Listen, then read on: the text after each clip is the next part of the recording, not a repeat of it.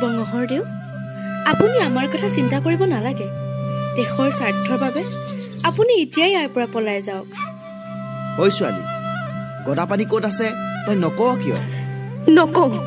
তহঁতৰ অত্যাচাৰত এই জয়মতীৰ প্ৰাণ গলেও বঙহৰদেউৰ সন্ধান মই কেতিয়াও নিদিওঁ।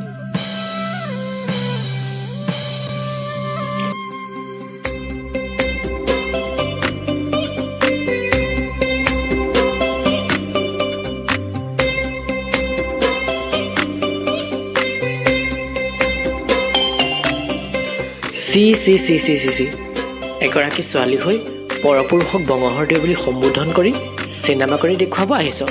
আজিৰ পৰা তই বৰ ঘৰত প্ৰৱেশ কৰিব নোৱাৰ।